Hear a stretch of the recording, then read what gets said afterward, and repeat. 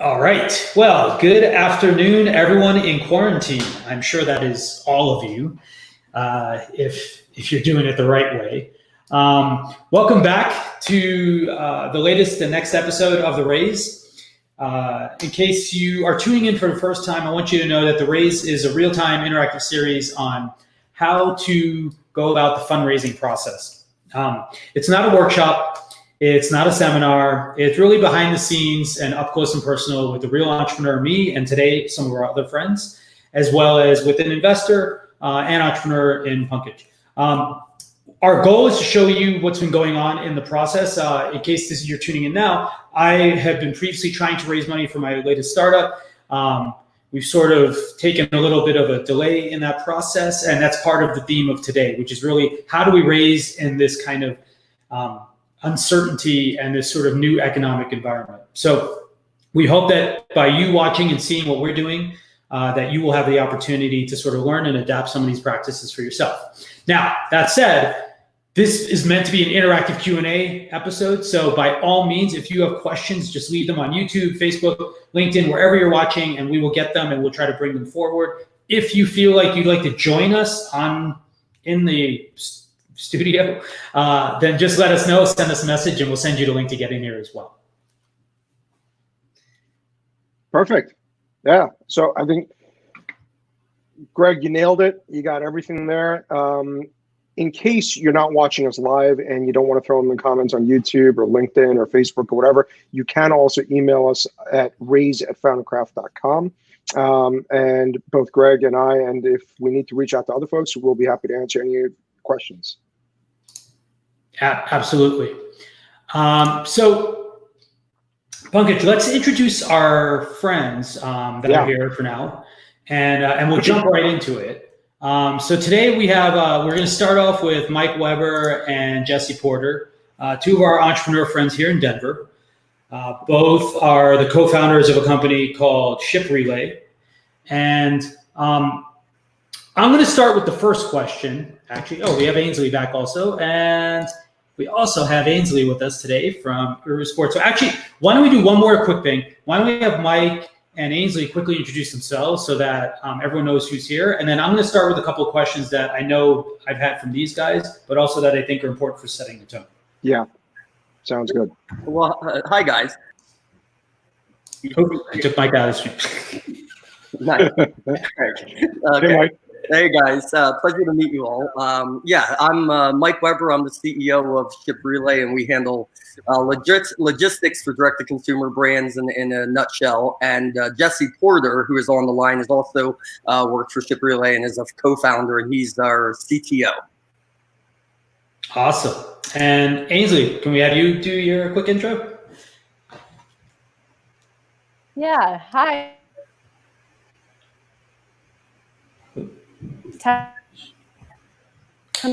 Worldwide, so it's commonly referred to as like the LinkedIn for sports. Awesome. Well, we just want to thank you even in advance. We really appreciate that you guys came in today and to share some of your insights, or your thoughts, or questions with us. So Pankaj, I would say the big question that I feel like every entrepreneur is struggling with right now is, can you raise in this environment? And so I'd like to just start with that, because I think that if without that out of the way, we probably can't have anything else to talk about. Well, I think the short answer is yes. You can raise in any kind of environment. The question is, what's required to raise in this type of environment, right? And I think that's kind of a moving target that a lot of people are trying to figure out right now. Companies that were doing well might still be able to raise, but possibly not the amount of money that they were looking for before. Definitely not at the valuations that they were looking at, just a month ago. So I think a lot of things have shifted, but people can still raise money. And, I've talked about this kind of in private with a bunch of folks. The one thing to remember is that VCs are required to keep writing checks, right? They've raised money from limited partners. They are paid to invest that money. In case of VCs that are in the middle of raising funds themselves, that could be a little bit of a difficult situation because they may not be able to close their LPs right now. You know, things might get pushed out. It might be harder for them to raise money. But if they have a fund that's been around for, let's say, a year, they probably have some dry powder in that fund that they need to deploy. So they're going to be a little bit more picky about where they're going to deploy that capital. Some of them are, you know, they may decide to look at different sectors, right? They may have been looking at a lot of B2C before, and now suddenly they're more interested in B2B because there's revenue behind B2B. So there might be changes that some of the VC funds will go through, but you know they do need to invest. Angels is a different story. Angel investors aren't required to invest. Angel investors invest because they have a passion for it, they enjoy it, they want to work with great companies, etc. But with the kind of uncertainty around economic conditions, the stock market, real estate, and other assets, you know, a lot of angels have slammed on the brakes pretty hard. That's not to say that they aren't investing, but I think a lot of them are waiting to see what happens before they kind of get back to doing it. And it may not be at the pace at which they were doing things before. Interesting. That's right. So that makes a lot of sense that sort of angels tend to spend their extra cash or put their extra cash to work versus venture, which is like their job actually, right? To deploy that capital. Yeah. So why don't we jump right in? Who has a question or who wants to go first? Raise a hand. Come on, I can see. Jesse's raising his hand. All right, Mike, go ahead. I'll raise my hand in spirit if you want. All right. Do you have a question, Jesse? Yeah, I think, again, just some slight context. Do you feel like maybe, you know, there's a difference between the immediate where, you know, this is coming about to say, you know, between now and 6 months from now, but then after that, you know, we're all, I guess, kind of in the room, right? It's not going to be like what it was, but maybe it's a bit more applicable, or do you feel it would be an easier, not easier, that's a better word for that. Do you feel it'd be more, just a better strategy to like wait a period of time, or does that just not matter? Well, you know, I think that really depends on each company individually, right? There are some companies that can wait, that have runway. There are other companies that don't really have the runway, that kind of need the money to, you know, hire people to ship product or to go after customers. So it really depends on the company, right? If you can wait, it might be better to just focus on the product and your customers right now. If you can't wait and you need to raise money, you should be even more strategic in who you're approaching and when you're approaching them and how you're approaching them, right? You know, under the best of conditions, cold emailing somebody doesn't really work that well. Under these conditions, don't expect any sort of reply from somebody that you've not gotten a warm introduction to. So, you know, I think the short answer is we don't know what 6 months from now is going to look like. It could be better, it could be worse. My personal opinion is that things are going to get worse. They're not going to get better anytime soon. And there's a whole host of reasons why I think that. But, you know, if you don't need the money right now, don't waste your time. I think those conversations are going to take a while anyway, so you might as well get to them once there's a little bit more certainty overall about what's going to happen. I hope that answers the question, Jesse. No, it does. Yeah, it's makes sense. Yeah, it seems that if you have the ability to focus on product and customer, it would be more advantageous to wait as to there's more plan certainty, or at least an understanding of what's going on and how to respond to that than currently. Yeah. Ainsley, how about you? That's it. Thanks, Jess. I'm sorry, my signal is pretty bad. So sorry if you're having trouble hearing me. But I guess one big question I have is, how does taking like a government loan look and is perceived to future investors? Well, I don't know how to answer that because most investors haven't seen that before, right? We haven't seen special stimulus loans that have been offered to startups in the past. So we're not really sure. I think a lot of us are going to figure that out as we go. Look, let me qualify that. If the company is doing phenomenally well, right, and it's a really exciting company to be a part of, no one's going to care. If it's a terrible company that's really not growing, again, no one's going to care, right? Because no one's writing a check. It's those companies that are in the middle, right? That are doing well, but they're not doing great. That might have this loan sitting on the books. If it's an interest-free loan, I don't think anyone's really going to care about it. Look, you did what you had to stay in business.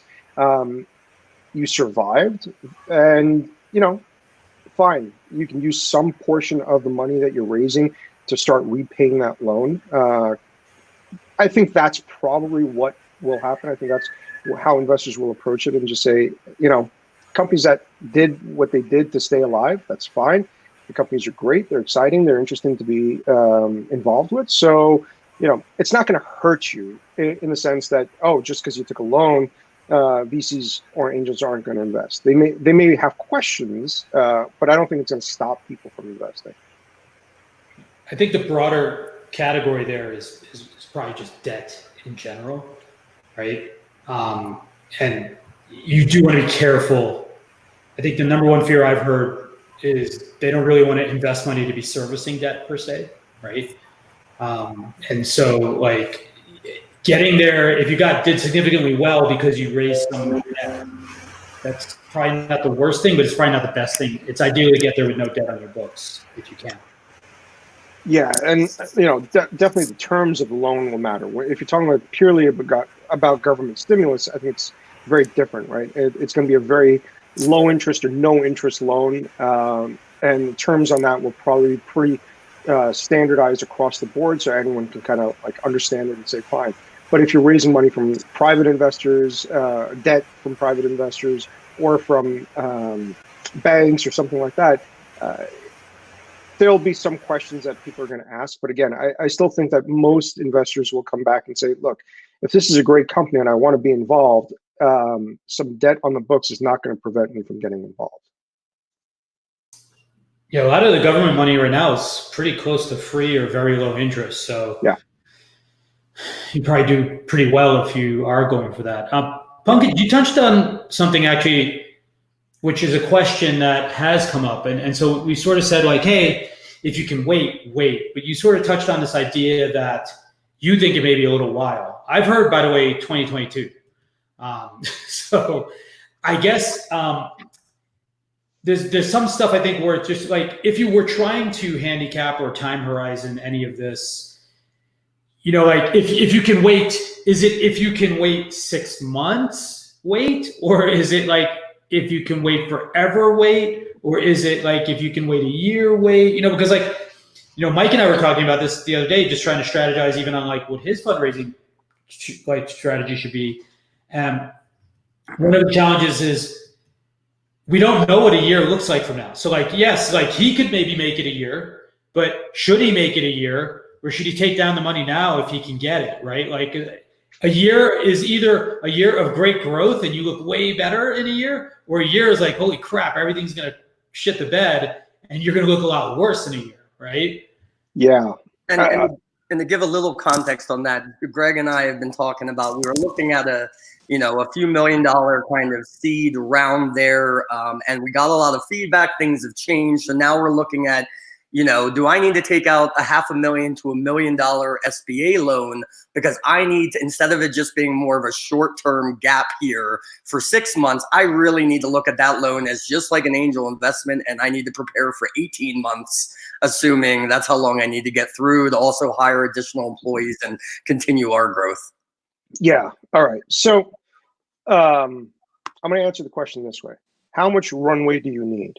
Right. I think take today as a starting point. I think every company should have 18 to 24 months of runway right now, because I believe the financial situation globally is going to get a lot worse before it gets better. Greg, you mentioned 2022. I think it's easily 2022, 2023 before we start seeing like significant upward global economic activity.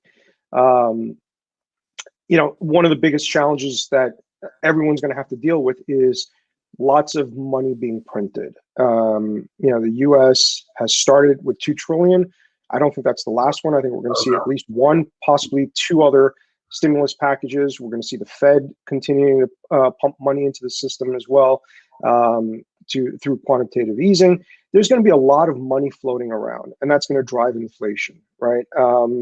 And as soon as inflation starts going crazy, you're going to start trying to cool inflation. So you're going to, it's possible we could get into this vicious cycle of, trying to stimulate the economy, but then trying to quash inflation.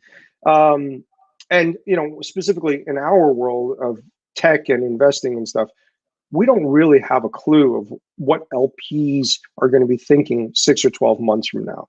So, if you are a Kleiner or a Sequoia, it's very different, right? You may say, look, instead of raising $1 billion fund, maybe we'll raise a $750 million fund, right?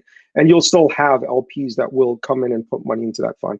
But if you are a smaller micro VC, a $25 or $50 million fund, you might now not be able to raise that fund, or you may say, hey, I'm going to cut it in half because I just don't know where my LPs are going to come from now. So that's going to change dynamics quite a bit. I think we are going to see a lot of micro VCs go away over the next 2 years, because they're just not going to be able to raise money fast enough. Some that do stick around might wind up raising much smaller second funds. I think it's going to be very hard to raise a fund for the first time over the next year or two. So there's just a lot of open questions. And if you have, coming back to your question, Mike, if you're thinking about an SBA loan, if you can get an SBA loan for 0 or very low interest rates that can give you 2 years of runway, do it. Yeah, they were saying, currently where we applied for the disaster, and that one's fixed at 375 up to $2 million bucks. Potentially, if we even get approved for that. And then if not, then there's the SBA. Well, the SBA or the Colorado Lending Source has some good terms. And then they even said they were updating to try to be competitive and adding deferments for 6 months and other perks to be competitive. So yeah, this is the plan I've been looking at. And then, but I was expecting, if I only needed 250 or $500,000 for 6 to 12 months versus, whoa, we need to look at 22 months or 24 months. It's just wanting to make sure I don't take on too much debt, but making sure we're going to survive this as yeah. So, I look at it this way. Assume that you will never be able to raise another, or not never, but over the next 2 years, you won't be able to raise any venture capital or any angel capital, right? If you've got 2 years of runway from the SBA, great. You can use that to stay alive. If conditions improve faster than I think they would, and you're able to raise money in the next 6 or even 12 months, presumably you still have a significant amount of money that you borrowed still in the bank, which you can use to pay back a significant amount of the loan. And if you are raising money, you can work out a deal with the investors to say, hey, some small amount is going to be used to pay down this loan over time, not just the interest, but paying down the principal on that loan as well.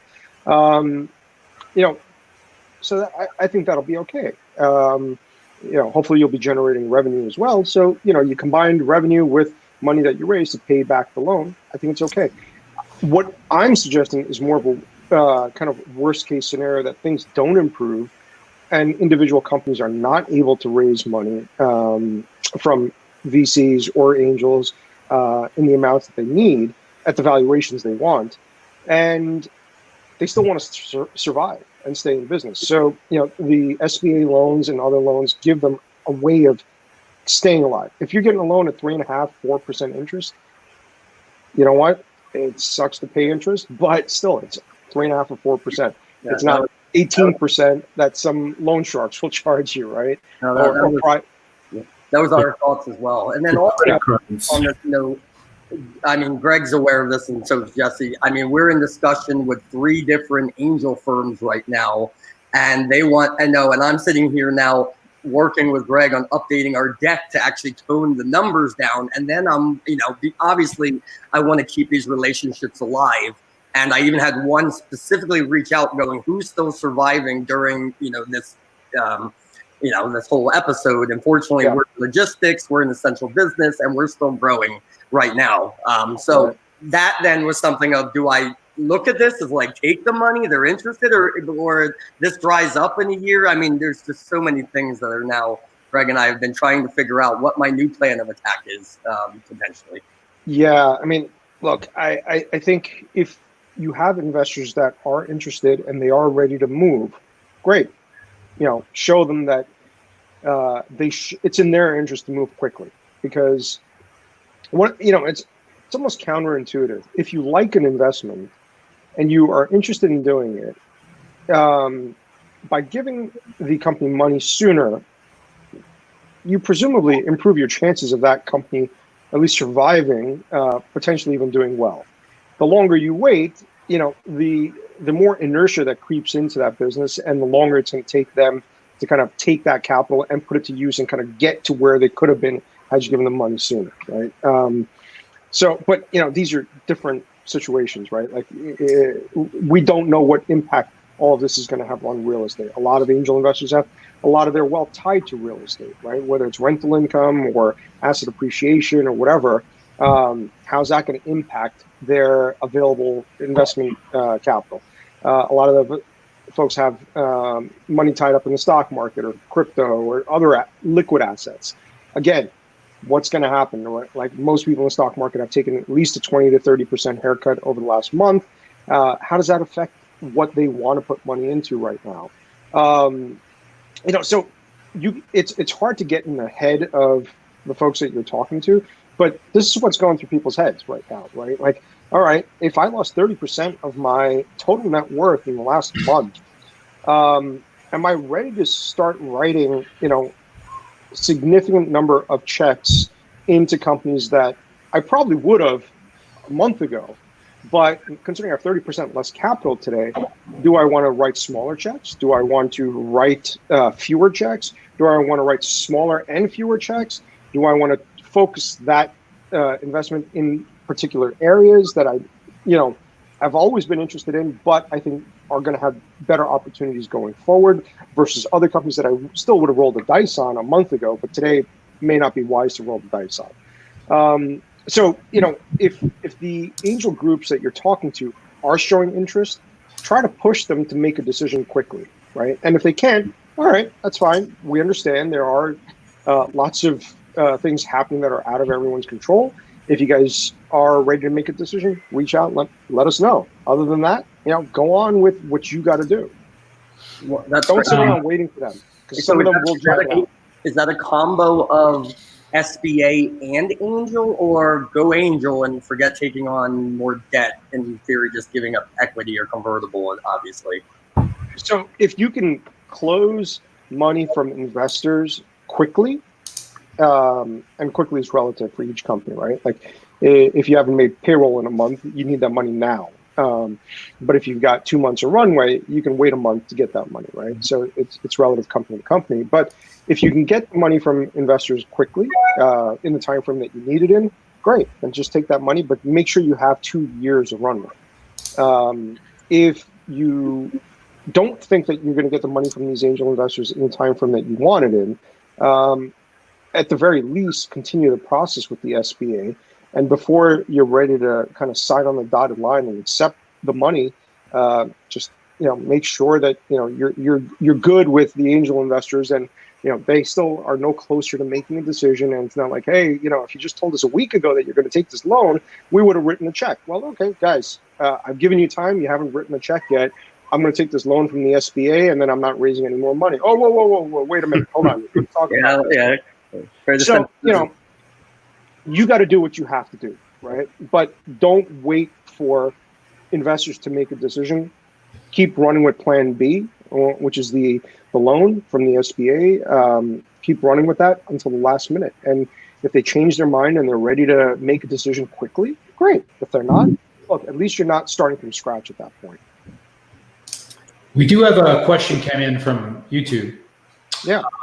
Which is, so Tasman asked, as an investor, what are some of the things you look for in a startup that would even get you to notice their plan? And Ainsley, I think, just had a follow on with this as well. I think is, are there, which attributes or traits are being accentuated now, sort of relative to, since the criteria is probably getting more stringent, which are the things that you think can help you? Which are the things that maybe you might not have put forward in your deck that you maybe need to be bringing forward, et cetera, like that? Are there any of those thoughts that you have? So, in general, I think people are going to be a little bit more focused on revenue. If you weren't focusing that much on revenue because you're a pure B2C social company that's, eventually will do some advertising revenue, that's got to change real fast, because advertising revenue is going to drop significantly. You need to account for that. You need to show that you've accounted for that. So I think the main thing that people are going to want to see is that you have a solid revenue plan, and you will be able to generate revenue going forward. It's a tough one, because if you are a pure B2C company, there aren't a whole lot of revenue models out there, but I think that's going to be important for you to figure out. And those that are able to figure out a revenue model are going to stand out in this kind of environment. So, I think there's a lot of things that are going to change. People are going to look at things a little bit differently right now. And look, if things work themselves out in the next month or two, we might get back to like 50 or 75% of normal by the fall. I don't see that happening, but it's possible. I think, if you would have asked somebody a month ago, what do they look for in a startup, and would get them to consider taking a meeting with a startup, I think a lot of those things have changed today, right? I think, at least for me, I want to see companies that have solid revenue plans. They are showing some revenue traction already. Revenue might be low, and that's okay. But I want to see a team that is personally stable also, right? Like the one thing that I wouldn't like to see is founders that themselves are struggling to put food on the table. Hence, they need investors to come in and fund their personal survival, not just the company's survival. I'd like to see founders that have money in the bank and can personally sustain themselves through a prolonged period of this downturn that I think is coming. A year ago or even 2 months ago, I don't think a lot of investors would have asked for that. But I think some investors are going to start asking for things like that. I think a lot of investors are also going to want to see companies that can grow organically and, tap the brakes, if not slam on the brakes, on paid customer acquisition. B2C has been driven through paid acquisition for the last couple of years, and that's a great way to build your customer base or your user base, but you're going to have less money to spend on paid acquisition. So I'd like to see organic acquisition methods that are working and that you can double down on. These are some of the things that I think investors are going to look for, at least I'm going to look for. It is a moving target, and I think a lot of us are going to kind of, figure out different things as we go. Sorry, can't add any more right now. Yeah, I think probably the only other factor here is this, not the business model per se, but one of my friends, he's also a pre-seed investor, Ash Rust. One of the things he mentioned is if you could not be B2C, if like maybe when you started, your brain was all B2C, but there's clearly a B2B use case, there may be more viability for your business as a B2B business in this environment than in a B2C environment. Not to say that you can't also maybe later do B2C. It's just that you do have to not necessarily push the boulder up the hill every moment of the day. And so, there may be some leverage for you in repositioning. You can't have more than one business model, but you can have more than a different focus potentially, right? Or a different industry or a different segment. Sure. Which may give you some more legs. Yeah, at the end of the day, it all comes down to revenue, right? And I think that's, it's easier to generate B2B revenue than it is to generate B2C revenue. So Yeah, I think that aligns well with what you're saying and what Ash was saying. Yeah, I think I'll add another thing or another question into this, I guess, and it's more of a general question, I think, on sizing and defining your market. It's something Mike and I have talked about a little bit as well. Okay. I think a lot of folks, when they think about or to try to define the market, they do it in terms of dollars in an industry, right? Well, now all of those numbers are tanking in one way or another in unpredictable ways, right? So we don't necessarily know, like for our business, they said the influencer business is going to be $10 billion this year. There's no way that they hit that number because we're going to lose at least 3 months or a quarter out of the year, right? And so, I've always had a preference of, and so my advice to Mike was the same, was like, I don't care about how big the industry is. I care about the part you transact against, right? Like, so just because an industry is worth like $1 trillion doesn't mean that you are getting a percentage of $1 trillion, because that's like inclusive of all spend in that category, say, right? Like, and so if you start to narrow down and more make the case of like, well, no, like in Mike's case, everyone still has to ship things. Right now, the volumes are going down, but it's not like they stop shipping unless they go out of business, right? And if anything, like what Mike does is provide operational excellence and cost efficiency for a company, where now he may not have been accentuating, like, even when we're looking at some of his slides, it's like we had a customer-centric point of view. Now you can actually pivot and make this business-centric point of view. It was like, we need to save them money, because like it doesn't matter that the customer has an expectation. What matters now is they need to get every bit of margin that they can out of every transaction that they complete. Yeah. Pen, I have a question for you, or for everyone. Considering revenue and B2B like something we're dealing with, like, you grow that in a downturn, so to speak. Whereas, what is your stance on a different like debt financing versus kind of the effort to do equity-based financing? Not so much in like a month or two from now, but just through the next year or so, as maybe perhaps a new light. Or what are your thoughts on like a convertible note in financing? Considering. Well, I mean, if you're talking about a convertible note from an angel investor or a VC, it's kind of the same thing, right? And it's understood that convertible notes will convert into equity. If you're talking about raising a convertible note purely as debt from a debt investor, and I'm not talking about venture debt, but private investor who is ready to write a convertible and give you some debt. I think it's fine, but I think people will, if things revert to normal sooner rather than later, I think there will be questions about how much potential equity you had given up in that convertible round, or even if it's not a round, just in that financing, who you're giving up that equity to. What are the terms of that? If it's not like a standard convertible note that VCs are used to using, I think there will be a lot more questions around that. I think if you are looking for debt, the SBA, the banks, they're probably a better and safer route, at least in terms of downstream investors asking a lot of questions.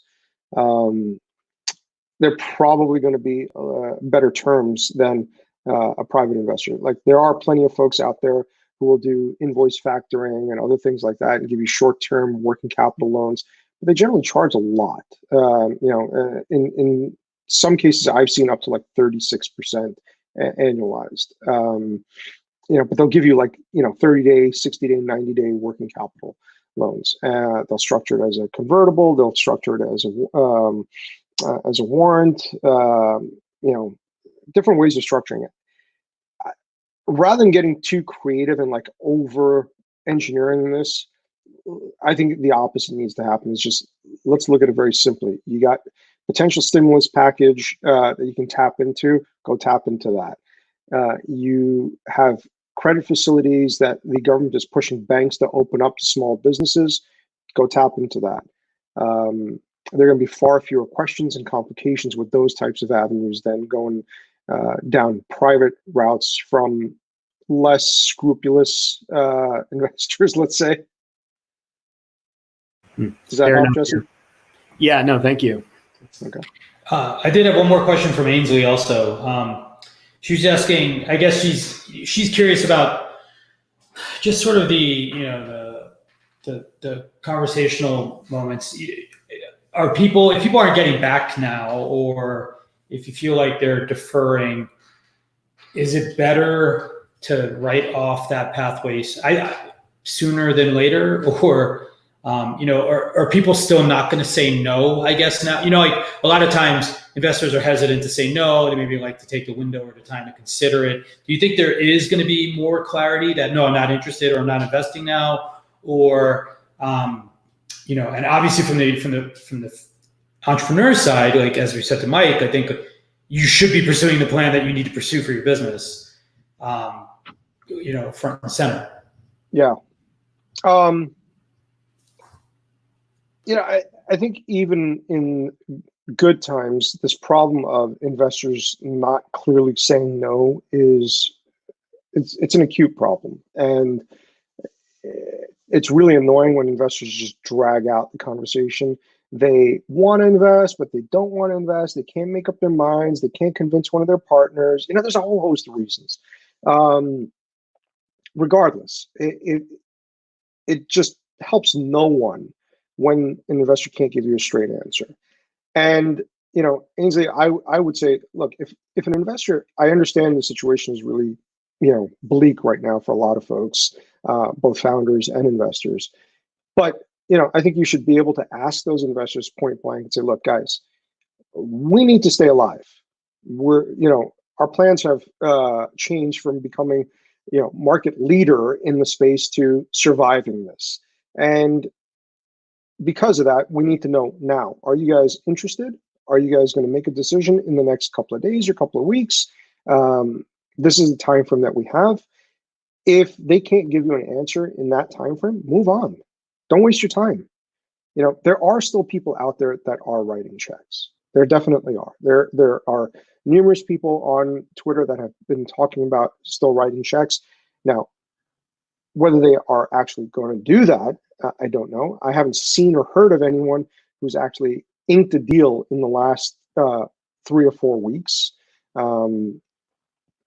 There's a couple of folks that did surveys recently. They put surveys out to VCs and angels about their investing ideas, and I don't have it in front of me, but I think I'll pull it up and I'll share that with you guys.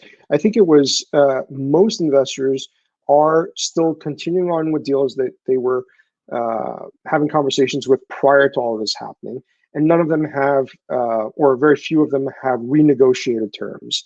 But it also showed that no one had inked any new, or very few people had inked new deals during this time. So again, coming back to what we were saying before, don't waste too much time. Assume the answer is going to be no, and work on plan B. You got to stay alive. So plan B is the only way that you're really going to be able to have an opportunity to stay alive. So just on that note then, so I'm currently in talks with 3 angels that fortunately occurred prior to this whole thing, and they're very still interested. I've been dragging my feet on just finalizing the deck because we have some big things in the pipeline, as well as then looking at what we asked before. Now we're looking at, do I cut that in half? And it's clearly just at the expense of us not being able to grow as fast, because obviously I won't hire as many people. And is that, and then also if we cut what our ask was, assuming they were going to ask for 15 to 20%, if we cut that in half, are they still asking for 15 to 20%? And now it's like, whoa, we just, we're still having to give up the same equity, but really the leverage of the money now is like, whoa, it's a, big difference. So I don't think it's necessarily going to be a 1-for-1. In good times, most investors aren't necessarily going to care whether you want, $1 million or $1.5 million or even 2 million, but they're going to stick to their guns and say, hey, I need 20% ownership. I'll give you more money, but I want that 20% ownership. Going forward, I don't know how that's going to change, at least right now. Over the next 2 months, they may say, well, you know what, instead of $1 million, we'll give you 750, but we still want 20% ownership. I have a feeling that a lot of investors will do that. Many investors will come back and say, look, we'll give you 750 with an option to put in another 750 in 6 months or a year. So I'm going to take the ownership down by 25% because the amount I'm investing is down 25%. But I'm also buying an option to put that money in at slightly better terms for you 6 months from now, so that I can get my ownership to where I want it to be or close to where I want it to be if things work out, right? Like I can see investors, like smart investors and good investors doing that, where they say, look, I love you guys. I want to work with you. I'm ready to write a smaller check right now. I'll give you a smaller check. Show me what you can do in 6 months or a year. Give me an option to buy out the full amount that I want in that 6 months or 12 years. Give me 6 months to exercise that option. And it'll be at slightly better terms than right now. So I can see people doing stuff like that for sure. Yeah. So we've got about 13 minutes left. I have a hard question that I think a lot of people, and I know you can't give it, there's no definitive answer to this, but I'll raise it for folks. Yeah. Should you give up? Right? I think there are a lot of people out there who cannot imagine going forward without, some funding. They were already maybe very disillusioned with the process to begin with, or they're fearful of entering the fray of it, and now they find themselves like the easy money is gone, right? And the bar, the bar's always been getting higher, right? The bar to raise money has always been moving upwards, like more and more made, more and more traction, more and more real, more and more revenue, right? Yep. There's a lot of people out there, I'm sure, who are, like, maybe I shouldn't do it. And I'll put a rider on that one, or an alternative ending there is, should I just wait, right? And there's all this lore about all these great startups that start during the recession and all these other things. And absolutely, I think that that's true. I think the thing that usually is there is that those were the people who were going to do it no matter what, right? Like, it's really, there is something to appreciate in which you should have always had, I guess, of how to work with less resources. How committed are you to really seeing something happen? How real is the opportunity? All those things still feel like they come to gel, like, in these kinds of times, right? And I guess, do you have any advice? We've both done businesses where we decided to stop doing them, right? Yeah. In varying stages, and what do you have advice for people who are in that boat, I guess, now? Yeah, look, it's a tough call, right? Like, I started my company in 2007, 2008, Lehman collapsed. I did not go out to raise any money. I was bootstrapping it. And by 2010, I said, okay, I'm done. I can't put any more money into this. I got to figure out something else. I went for 6 years without a paycheck or any income. And I was lucky that I had an exit before that, and I was able to survive off of that. And that's kind of what kept me afloat and looking at new opportunities and doing different things. I think for different people, the answer is going to be very different. And it comes back to what I was saying before. Like, one of the things that, if I'm going to invest in a company today, I will want to talk to founders, and I will ask them questions that I wouldn't ask them necessarily, a month ago. And that question is like, hey, what's your monthly personal burn, and how much money do you have in the bank? Because look, if you've got 2 months of burn in the bank, what are you going to do if you don't raise any money, right?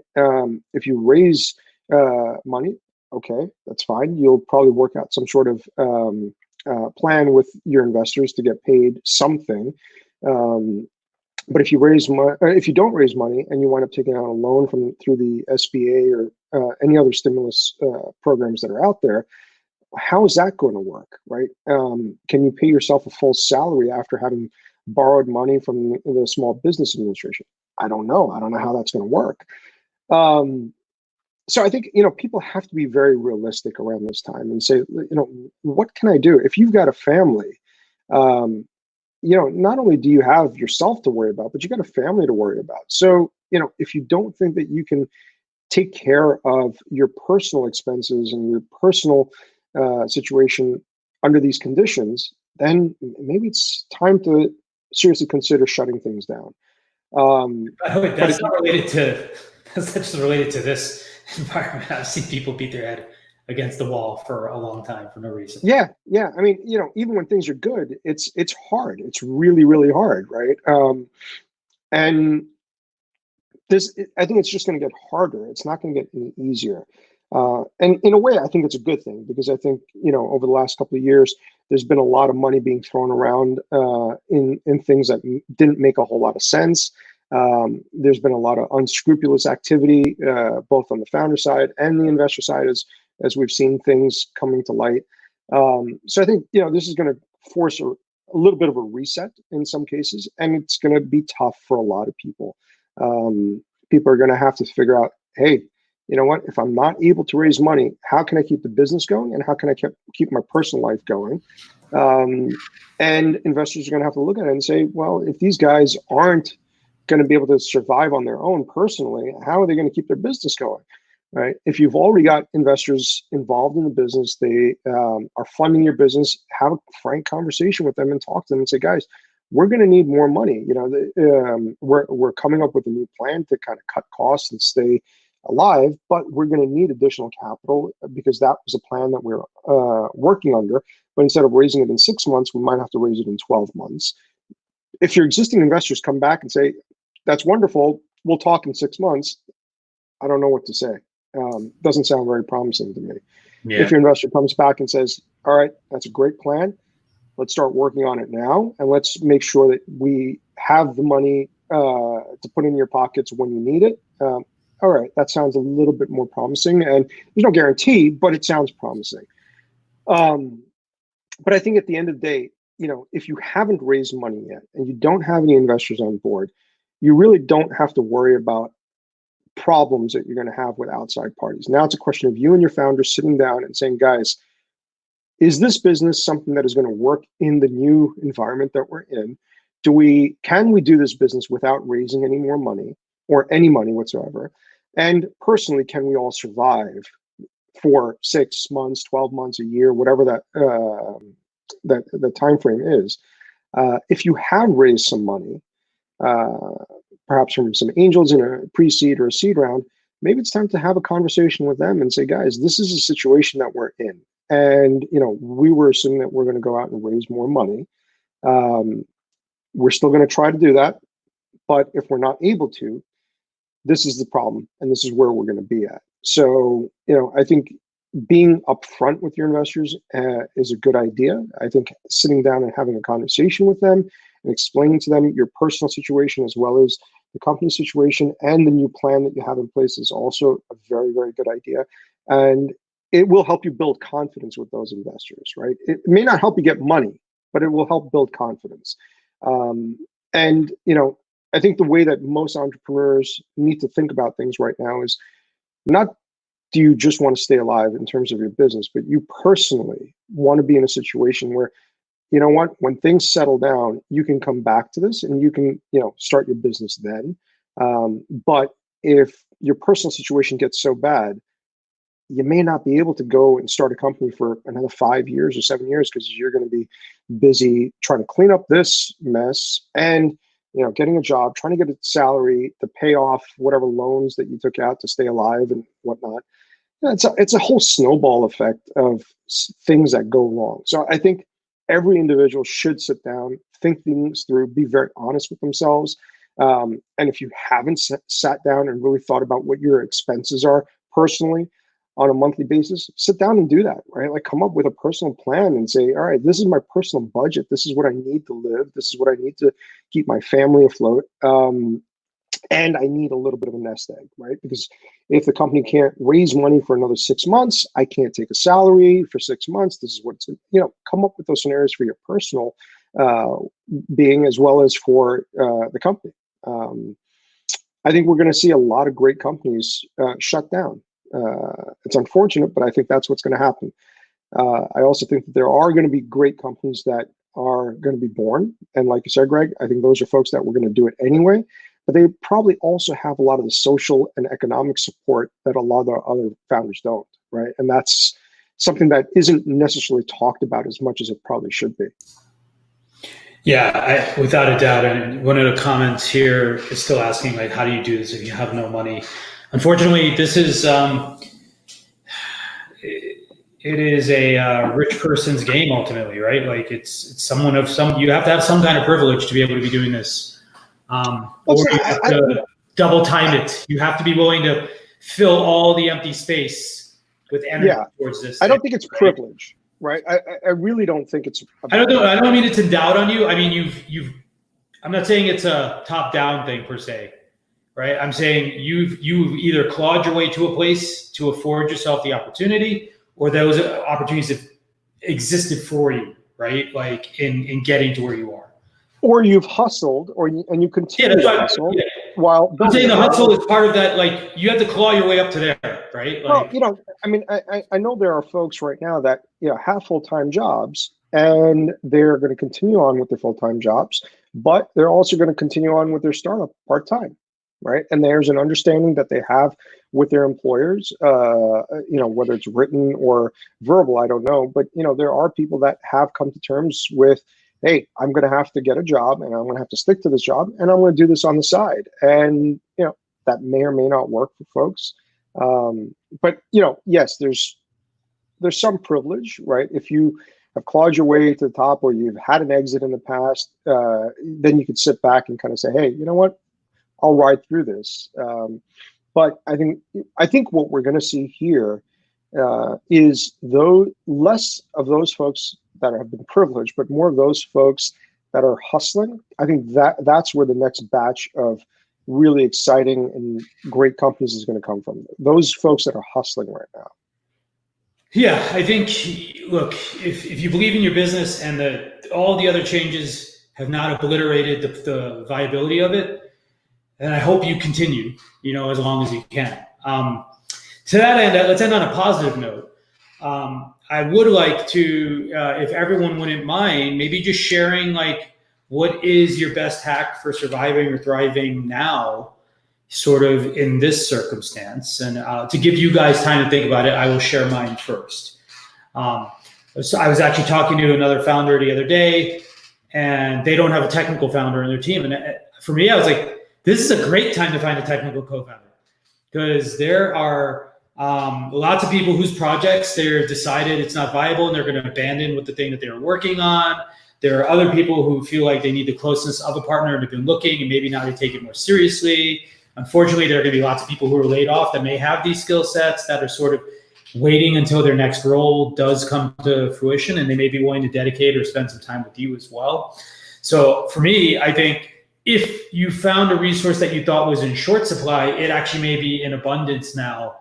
Now cash may be the thing that is less abundant, but other things increase as a result of it. Like so many people don't have weekends out and all these other things that they would normally spend their time on, and they're looking for anything to not be so bored at home, right?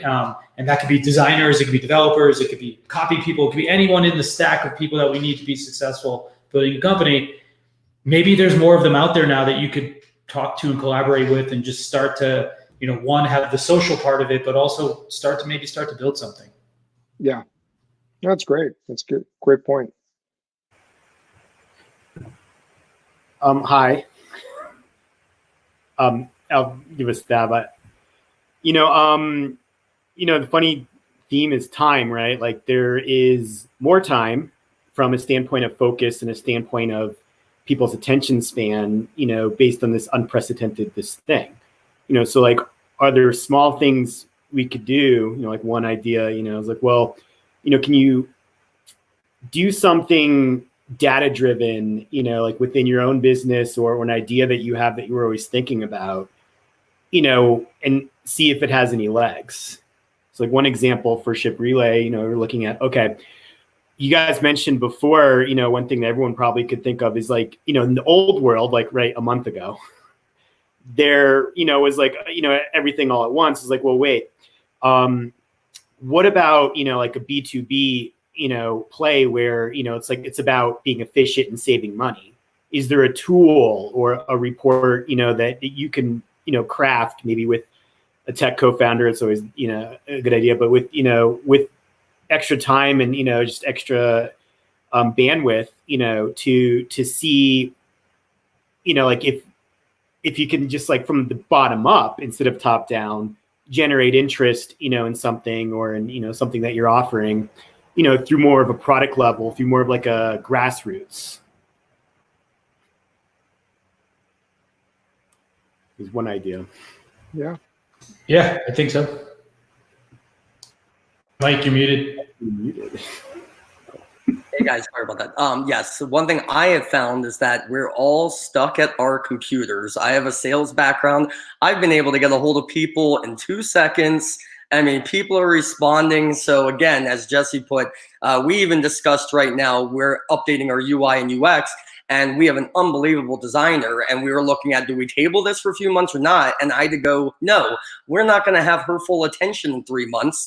Right now, she's sitting at home and she's working on this and doing us, a favor too, because it's the times. And no, let's have this prepared. And regardless of when we implement the UI UX, we have it ready to go. So we've been, fortunately been trying to make the best of it. And are still growing. But I guess in every downside, we're trying to stay positive that there's other opportunity, and you can get people on the phone now. You got people's attention. They're more open to things because their situations change. You never know. Yeah, great points. I guess my situation is a little bit different than you guys. I'm not working on a startup right now. But I think one of the things that I've been trying to do is make myself more available. We got some startups you can work on. What's that? Bored. We got some startups you can work on if you're bored. So that's exactly where I was getting at. Is Someone sounds bored? What's that? Do you sound a little bored? Greg and I have plenty of things you can help. Yeah, you can work if you want. Yeah, no, absolutely. That's one of the things that I've been spending a lot of time on over the last couple of weeks is just, primarily with founders that I've invested in, but just, helping them with slightly more operational stuff that I've been doing for the last couple of years. And that's been exciting. And like, Mike, you were saying, it's a lot easier to get in touch with people and get a hold of them today than it was a month ago. Folks that you really didn't think that you'd be able to reach out to, or, you'd have to wait weeks to get on their calendar. Now you can get on their calendar in 2 days, right?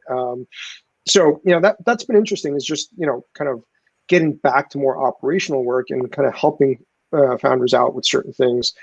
So, to me, that's been exciting and it's been fun. And I'm looking at doing more of that. Well, we appreciate the support. Thank you. Yeah, absolutely. Well, we are at time, and I appreciate this has been a great conversation. I know, look, we can't put a happy face on everything, unfortunately. Like, it's kind of crappy out there. There's just a lot more things to navigate than there ever were. And there's probably a whole bunch of new things that we didn't really plan or hope for. But I will say, I know everyone out there who believed in their idea before likely still believes in it. And I'm sure that everyone's going to be working to figure out if they can make their idea survive. If you need help doing that, ping us, let us know, these comment threads, etc. They're here to help. Like, there's a huge community of people that do want and have the time to sort of just chat through things, etc. So by all means, reach out to us. We certainly appreciate you taking some time with us today, and we hope that we can give you some back in the future. So once again, in case you tuned in at the end or you're just skipping around, this is the FounderCraft, The Raise. It's a show where we talk about the fundraising process from both the investor and the entrepreneur side. Thanks a lot, Pankaj, for your time today as well. Yeah, thank you, Greg. Thank you, Mike, Ainsley, and Jesse too. Yeah. And if you have other questions, by all means, leave them below. We haven't scheduled or figured out when we'll do our next episode, but I'm sure we got time. We'll find some. Yeah. There's not a lot.